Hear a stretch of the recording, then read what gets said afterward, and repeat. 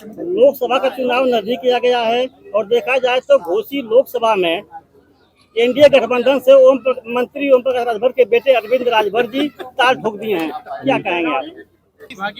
ये 2024 में चुनाव होने वाला है, इसके बारे में हमारी नेता जो निर्देश देंगी वो हम लोग करेंगे।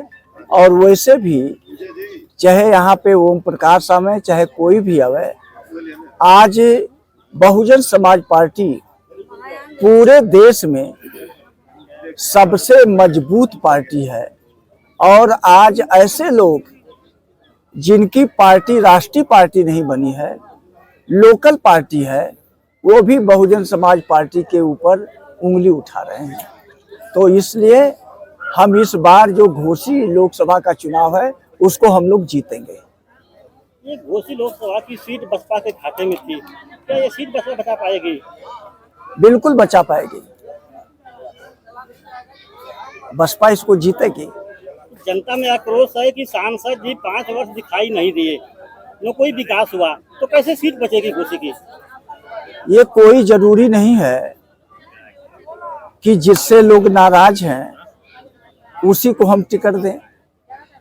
हम तो और किसी को भी टिकट दे सकते हैं, जिससे जनता खुश हो उसको टिकट दे के उसको जिताएंगे। और बहन जी ने तो घोषणा कर दिया है कि अब हम उनको टिकट देंगे जो हमारे पार्टी के कोऑर्डिनेटर लोग हैं, हमारे पार्टी के कार्यकर्ता लोग हैं, मैं उनको टिकट दूंगी। तो जो कार्यकर्ता लड़ेगा तो जनता के बीच में रहेगा और जनता उससे कभी नाराज नहीं होगी। ओम प्रकाश राजभर मंत्री बनते ही अपने कार्यकर्ताओं को मंत्र दे दिए हैं कि पीला गमछा लगाकर थाने में जाने पे दरोगा कोतवाल सलूट मारेगा। देखिए, हमारी सरकार भी रही है तब भी हमारे कार्यकर्ता इस तरह से उपद्रव नहीं किए हैं। और हम उन लोगों की बात नहीं करते हैं जिनका कोई वसूल नहीं है, जिनका कोई सिद्धांत नहीं है। और ये जितने बार एमपी बने हों, एमएलए बने हों, ये दल बदल के बने हुए हों, तो हम इनकी बात नहीं करते हैं। इनके बारे में हम लोग जरा सोचते भी नहीं है। अभी वक्ताओं कह रहे थे कि अधिकार की बात, और देखा जाए तो प्रदेश में बसपा की 3 से 4 बार सरकार रही है और आज भी बसपा के लोग अपने अधिकार को ढूंढ रहे हैं। क्या रीजन रहा? कुछ ऐसा नहीं है। बसपा ने जो काम किया है, जो हमारा संविधान है, बहन जी कुमारी मायावती जी जब मुख्यमंत्री थी तो उन्होंने संविधान के हिसाब से इस प्रदेश को चलाया। और सबसे बड़ा काम जो संविधान में हमें आरक्षण की व्यवस्था दी गई है, बहन कुमारी मायावती जी 2007 से लेकर के 2012 तक 5 वर्षों में जब हमारी पूर्ण बहुमत की सरकार बनी तो उन्होंने 25.5 लाख लोगों को रोजगार दे करके अनुसूचित जात, जनजात और पिछड़ी जात का आरक्षण कोटा 100% उन्होंने पूरा कर दिया और इस प्रदेश की कानून व्यवस्था को चुस्त और दुरुस्त रखा। वहीं ओम प्रकाश राजभर ऐलान कर दिए हैं मंत्री बनते ही कि दलितों का, पिछड़ों का सबको हम सम्मान देते हैं, सबको साथ लेकर चलते हैं और कोई नेता नहीं है प्रदेश में। देखिए, वो तो कुछ भी कह देंगे।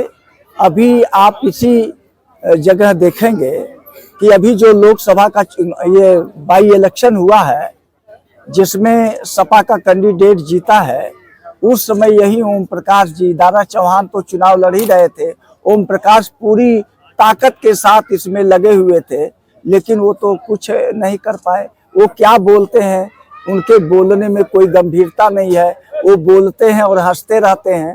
तो जनता जानती है कि ये नेता है कि क्या है, जिसके अंदर गंभीरता नहीं है वो क्या मानते हैं आप उनको?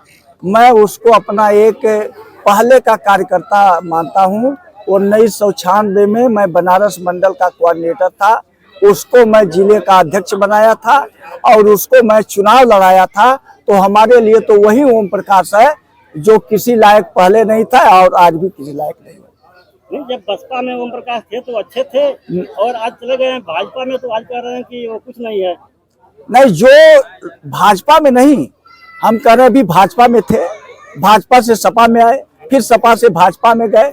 जो रोज दल बदलता हो, जिसकी कोई विचारधारा नहीं है, तो ऐसे आदमी के बारे में हम बातें नहीं करते। सर, अंतिम सवाल, बसपा किसी से गठबंधन करेगी कि अकेले चुनाव लड़ेगी?